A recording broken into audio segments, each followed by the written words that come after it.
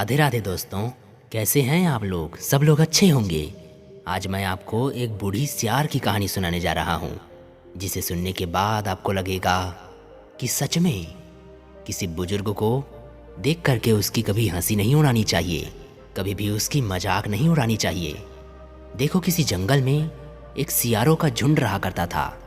तो एक दिन सियारों की मीटिंग बैठी हुई थी। तो जो जवान सियार थे वो तो तुरंत आ गए भाग करके, लेकिन एक बुजुर्ग सियार था, उससे कम चला जाता था, कम दिखाई भी देता था, शरीर बुढ़ा था, तो वह थोड़ी लेट यानी बाद में पहुंचा। तो जो सियारों की मुखिया थे, उन्होंने देख करके पूछा कि क्यों आप अब तक के कहाँ रहे? तुम्हें मालूम नहीं था कि आज मीटिंग लगने वाली है और तुम इतने देर से आए हो? मुखिया की बात सुनी तो जो जवान सियार वहाँ बैठे हुए थे उसे देख करके हंसने लगे। तो आप अंदाज लगाना कि अगर आपको देख करके कोई हंसे तो कितना बुरा लगेगा। बूढ़े सियार को बहुत बुरा लगा। उसने एक बात कही, मुखिया जी देखिए, आपको भी पता है, मुझे भी पता है और इन सबको भी पता है कि मैं बुजुर्ग हूँ और मुझे आने में थोड़ा टाइम लग गया। धीरे चलता हूँ, कम दिखाई देता है, मेरा शरीर बुजुर्ग है। तो इसका ये मतलब नहीं है कि ये सब लोग हंसे। देखो, कभी भी किसी के बुढ़ापे को देख करके कभी हंसना नहीं चाहिए। देखो, मैं तुमको, जो बुजुर्ग सियार थे वो मुखिया से कहने लगे सब जवान सियारों के ऊपर रख करके कि देखो, आपकी बातों पर ये लोग हंस रहे हैं ना। ऐसे ही एक बार कुछ इंसानों ने भी ऐसा ही किया था। उनका क्या हश्र हुआ, जैसे ये लोग हंस रहे हैं ना, वैसे ही इंसानों में भी एक बार हुआ था। उनका क्या हश्र हुआ था उन जवानों का, मैं बताऊं। एक बार एक बुजुर्ग बाबा एक ट्रेन से कहीं जा रहे थे। एक बुजुर्ग सियार समझा रहा है उन जवान सियारों को। सुनिए, एक बुजुर्ग बाबा ट्रेन से कहीं जा रहे थे। तो जैसे ही रेलगाड़ी के लिए टिकट ली, बैठ गए अपनी सीट पर, अखबार लिया, पढ़ने लगे। बुजुर्ग थे, आंखों की रोशनी थोड़ी कम थी, शरीर भी बुढ़ा था। और तब तक उसी ट्रेन में 4 जवान लड़के चढ़े।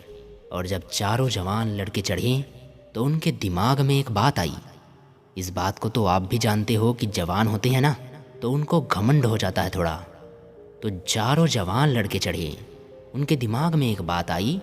एक ने पूछा दूसरे से, क्यों भैया, एक बात बताओ, अगर हम इस ट्रेन की जंजीर को खींच दें तो क्या होगा?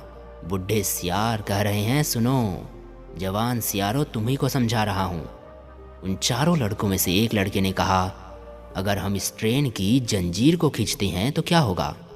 दूसरे ने कहा कि पागल है क्या, टीटी आएगा, पुलिस आएगी, हम सबको पकड़ कर ले जाएगी, और अगर जेल में नहीं जाना चाहते तो कम से कम कुछ नहीं होगा तो 1200 रुपये का फाइन होगा, कम से कम।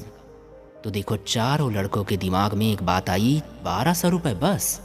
बोले हाँ। बोले ये कुछ ज़्यादा नहीं है। अच्छा, एक काम करो, हम तो 4 हैं और 1200 रुपये का फ़ाइन होगा, तो हम और आप इकट्ठे होकर उस फाइन को भर देंगे। अब देखो, चारों जवान लड़के दिमाग में एक बात आई और उन्होंने 300 रुपये इकट्ठे किए।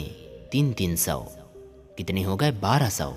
1200 रुपये लेकर के और आपस में जो 4 थे उनमें से एक की जेब में रख दिए, छाती वाली जेब में, जो शर्ट में छाती वाली जेब होती है उसमें, और एकदम चैन खींच दी। जैसे ही चैन खींची, रेलगाड़ी रुकी।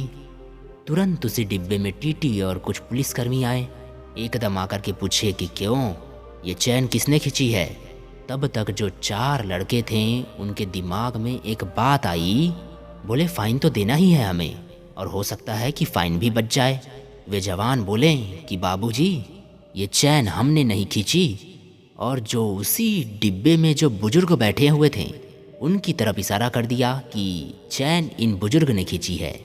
अब बुजुर्ग ने देखे कि जवान क्या बोले कि वाह, चैन खुद खींची और मुझे फंसा दिए।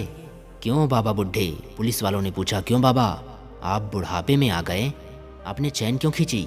अब बाबा विचार कर रहे हैं कि अगर मैं सच बोलूं कि मैंने नहीं खींची तो ये लोग मानेंगे नहीं, क्योंकि ये लोग 4 लोग हैं, ये कहने वाले हैं, मैं अकेला मना करने वाला हूँ, ये कहाँ मानेंगे।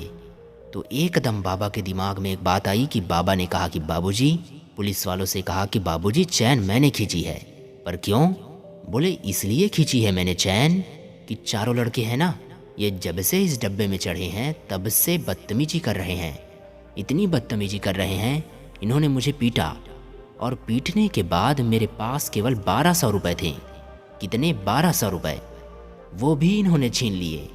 अगर आपको विश्वास ना हो तो ये जो लड़का खड़ा है इसकी शर्ट की छाती वाली जेब में देखो 1200 रुपये है या नहीं। पुलिस वालों ने यह सुना और तुरंत देर नहीं की, उस लड़के को पकड़ा और पकड़कर जैसे ही शर्ट की जेब चेक की, उसमें से पहले से ही 1200 रुपये रखे थे। 1200 रुपये निकाले, चारों को हथकड़ी लगाई और हथकड़ी लगाने के बाद 1200 रुपये निकाल करके जो बुजुर्ग बाबा थे उनको दिए और चारों को पकड़ करके लेकर चले गए। जैसे ही डिब्बे से, रेलगाड़ी के डिब्बे से नीचे उतरे तो चारों लड़कों ने एक बार घूर करके बाबा की तरफ देखा। तो बाबा ने कहा नहीं।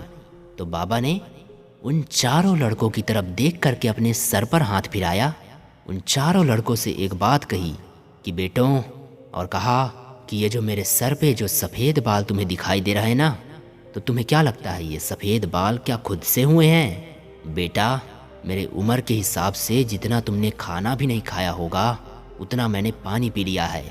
ये उम्र के हिसाब से बाल सफ़ेद हुए हैं बेटा, कोई धूप से सफ़ेद नहीं हुए हैं। तो देखो, कुछ ज़िंदगी की बातें ऐसे होती हैं जो उम्र के हिसाब से इंसान में होती है। तो हम जवान लोगों को कभी भी किसी बुजुर्ग को देख करके हंसना नहीं चाहिए।